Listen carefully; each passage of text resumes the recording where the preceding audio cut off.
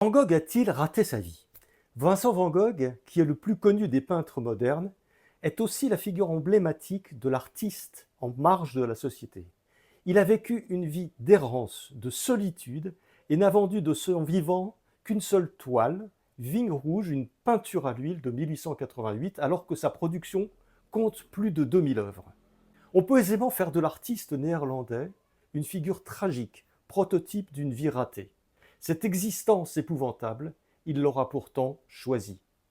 Sa biographie montre que les occasions de sortir du marasme ont été nombreuses et que des mains secourables lui ont été régulièrement tendues, mais il les a toutes repoussées.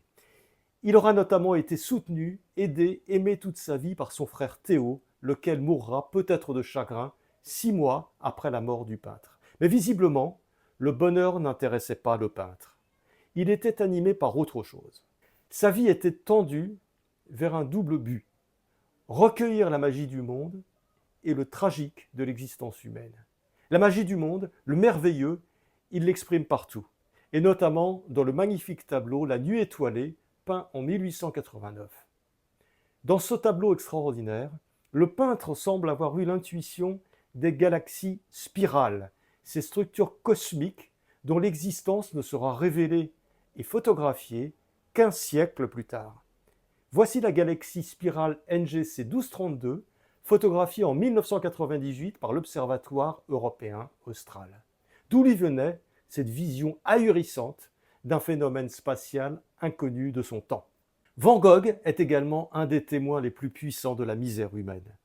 C'est cette représentation du malheur qui apparaît avec une force inouïe dans Sorrow, un dessin qu'il réalise en 1882. On y voit une femme enceinte, nue et accroupie, reposant sa tête entre ses mains. Il s'agit d'un portrait de Sienne, une prostituée alcoolique que le peintre a recueillie et qui est devenue sa maîtresse. Ici, le peintre a utilisé son génie pour porter à la connaissance du monde ce que le monde ne sait pas voir ou ne veut pas voir.